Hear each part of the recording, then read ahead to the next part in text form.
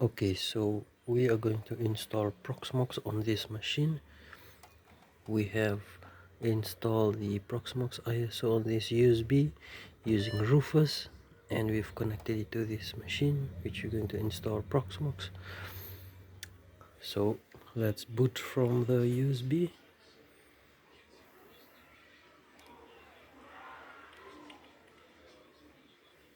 To boot menu, then select USB.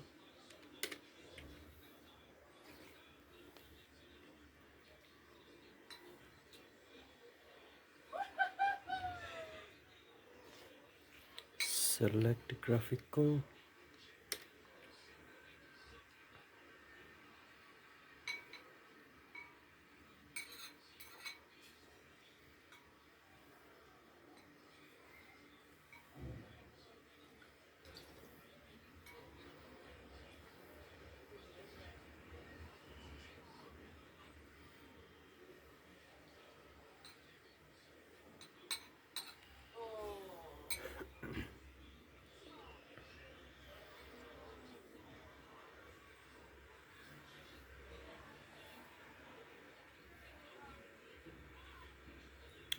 Okay, so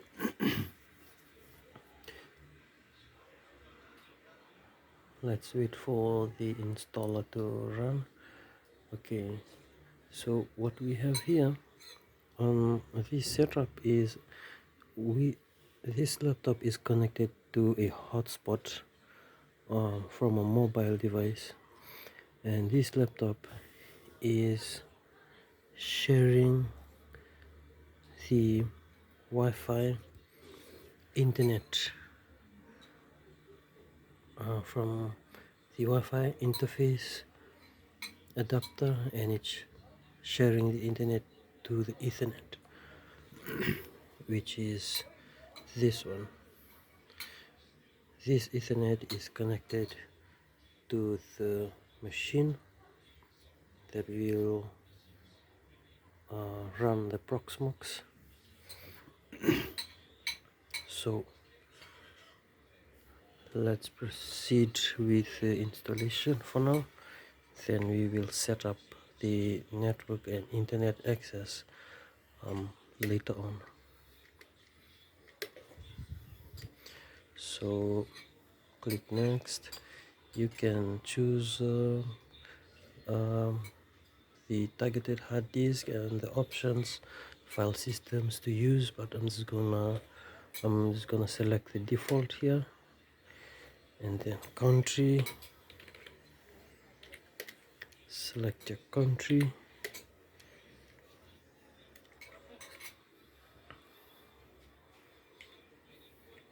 and then click next, select your password.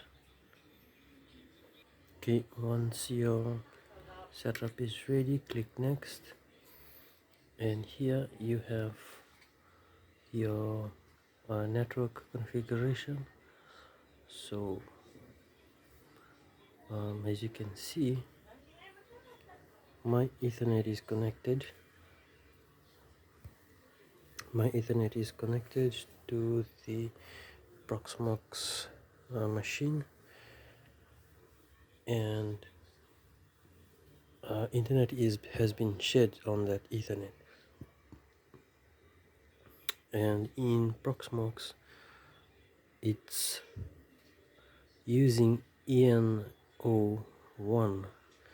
as the Ethernet interface, and we're going to select that.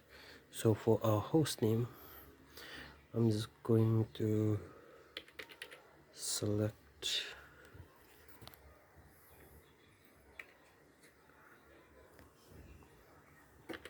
home.local.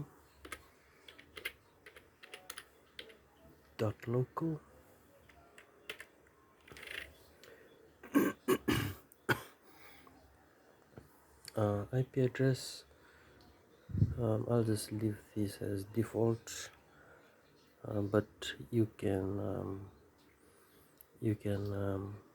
manually configure your static IP that is within the same subnet as your network, but I'm just going to go in and manually configure it in the system. Once it's when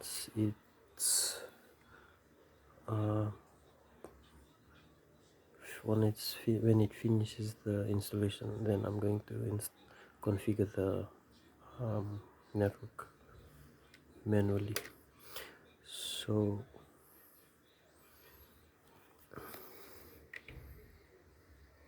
next,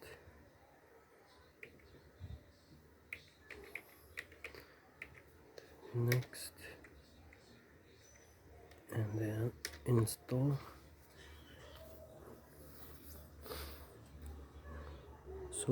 So Proxmox, this is a hypervisor. It's a type 1 hypervisor, so it will be installed on the hardware.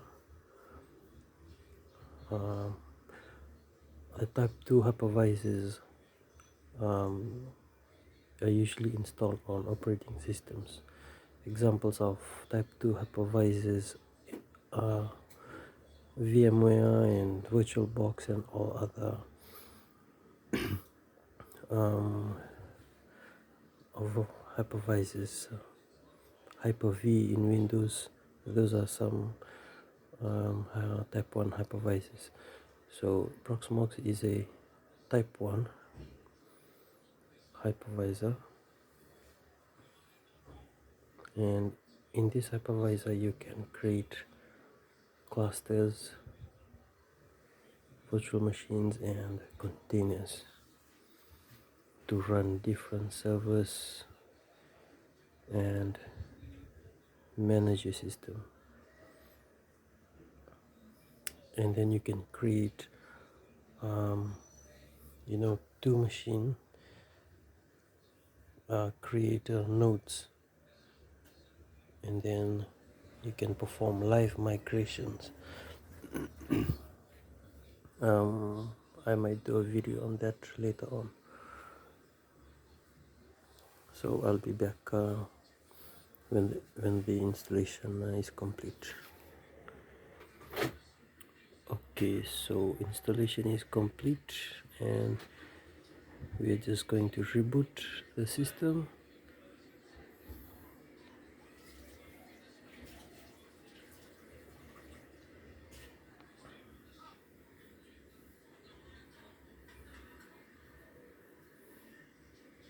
I'm just gonna hit enter here.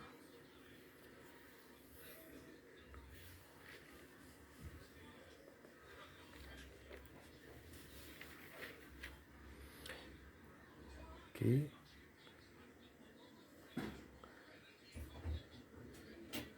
so now we can log in. So usually the login username is root, and you have your own password. Okay, so we are in, and next we're going to configure the network.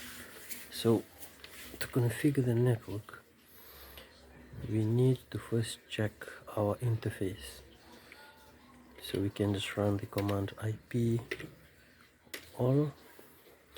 So as you can see, we have EN01, which is our Ethernet, WLP1 S0, which is our wireless interface card, and then we have our virtual machine bridge. So since we have connected our Ethernet to our Proxmox machine, as you can see, the EN01, okay, which is here, you can see EN01, the state is up, so we can assign IP address on this, or we can dynamically request a dynamic IP address from our laptop. So to try out a dynamic IP address, we can just simply use the command dhc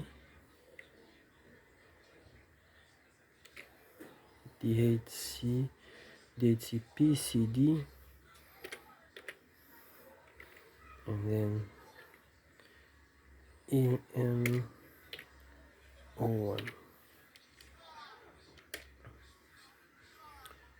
So as you can see, it's running some commands. And now let's check our IP. So now as you can see, we've got IP 192.168.137 that is assigned to our Ethernet.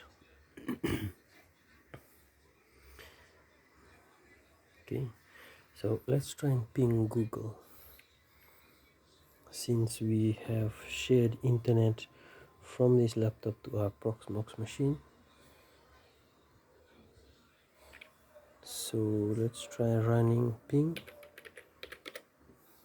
www.google.com. So as you can see, we have internet access. Okay, we've got internet access.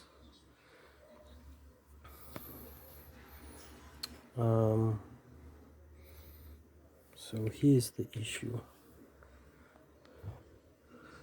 If we are going to run, let's say, app update,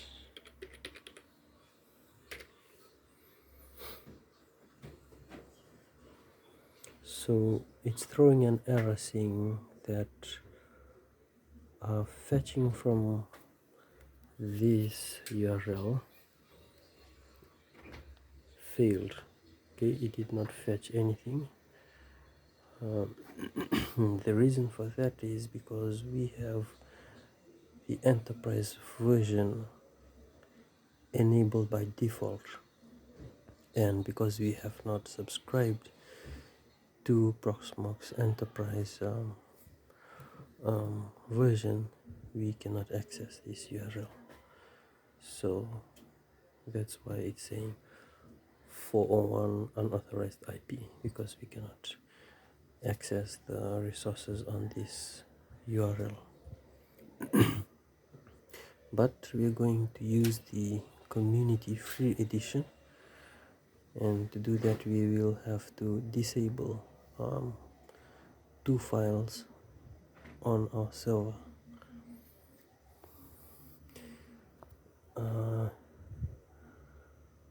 So I'm just going to try and SSH into my Proxmox machine from my laptop.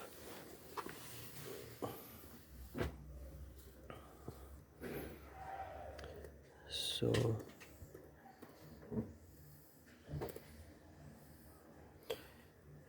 SSH, username is root, and okay, let's see the IP configuration for this laptop. We are using 10.97.121.6, which is the IP address for the wireless interface, and we are sharing internet from here to our Ethernet, which is this one.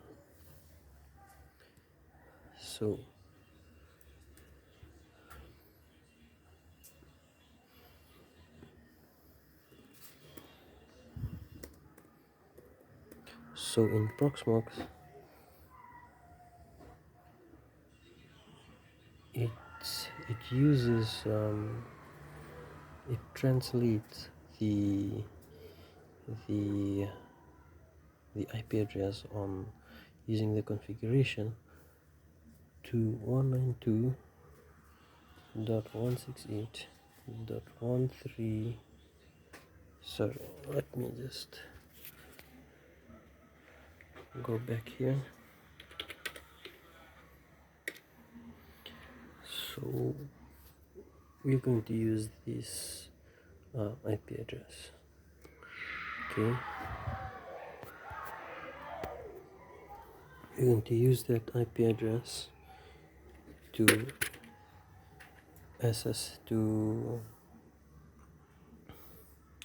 SSH into our server. So 192.168.137.149. 137.149. Okay, so are you sure you want to connect? Yes. Password.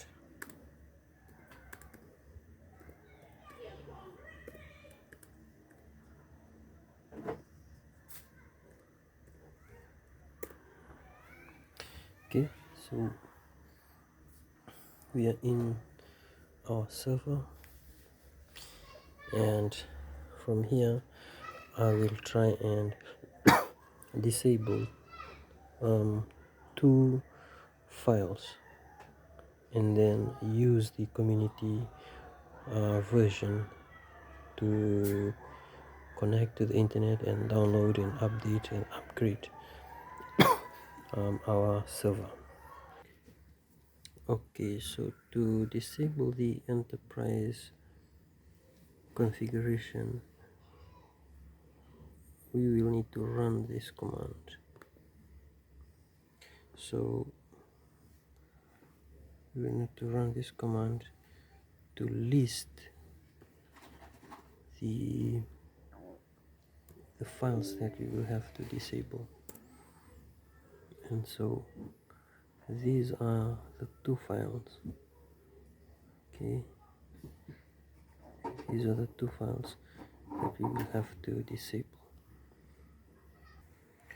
Okay, first we will need to move the first file.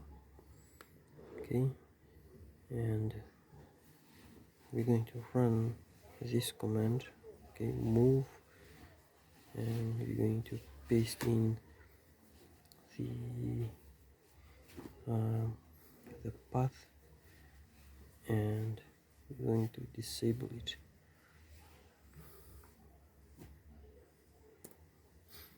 Okay, and then we're going to disable the second path, the second source, which is this one. Okay, and then we are going to create our own repository file. Okay, we'll use this command. I will provide this in the description.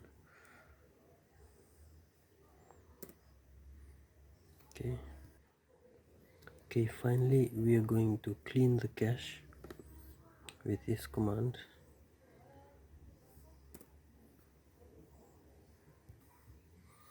And then we are going to run the update. So as you can see, when we tried to run the update on a Proxmox server, it failed because of the enterprise configuration. So now we are going to try and run the update.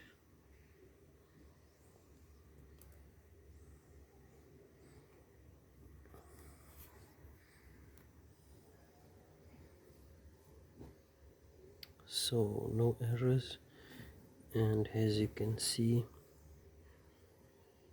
all 11 package can be upgraded, and we have successfully updated our system.